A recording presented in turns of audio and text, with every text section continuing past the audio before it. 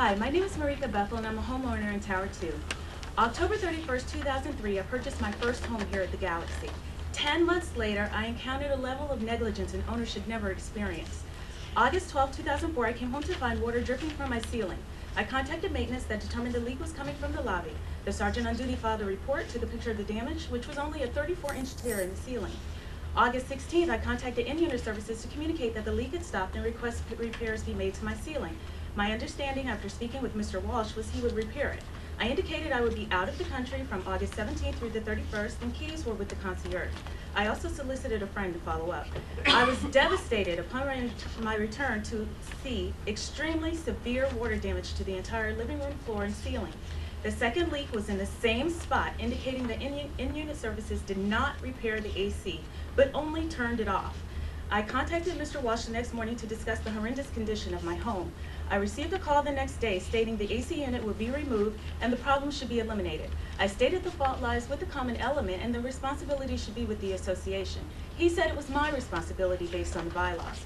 I visited the association offices to view the bylaws on file. After review, I could not find any clear mention of responsibility in this situation. Therefore, I requested to speak with Ms. Fitzpatrick. The staff assistant suggested I speak with the assistant GM. I contacted Mr. West and explained the situation to him. Unfortunately, his response did not address the management negligence resulting in the devastating second leak to my home.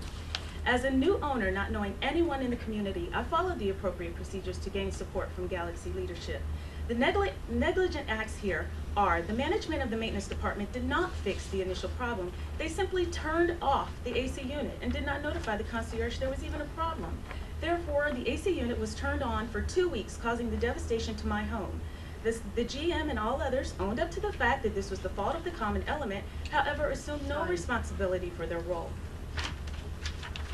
I would just ask that you reimburse me the cost of my repairs. Thank you. Thank you, Marika. Thank you, Marika. Marika, did you contact since 2004 anybody, or your last contact was 2004 with Susan Fitzpatrick? Most of my contact was 2004 with Susan Fitzpatrick and with all the folks mentioned. I have everything documented. But since I don't see anything past, so you gave up. I gave up. Thank you. And I was looking to contact legal. Thank you.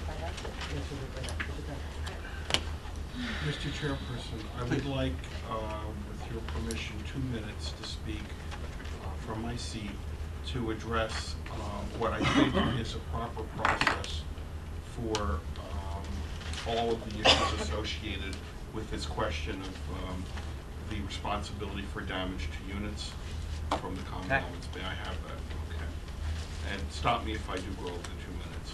Your own? It's 2.5 minutes, actually. No, I only want 2 minutes as a director. I'm not asking as a unit, I'm asking as a director. No, I know that. So to speak. I personally feel this is a fundamental issue for us to resolve as urgently as possible, and not so much with respect to any one individual who's suffered this damage, but the general principle of level of liability for damage to a unit that's caused by the common elements. In order to do that, and while this may sound a little unfair, it is absolutely essential that we hear the complete legal advice, the history of that legal advice that led to the prior board's decision, which is the way that things are now. It didn't happen randomly that unit owners are not being paid. There was an affirmative decision from the board to proceed in this way.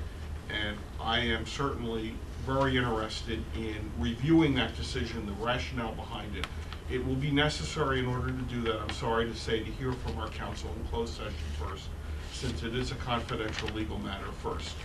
But I believe that, I anticipate that there will be a full open discussion after that of what the policy of the board should be in this regard, since it is within the confines of the board's discretion to decide how the GTCA will handle this issue. That's it. Thank you. I think that from communication that we've had as a board, we asked Bob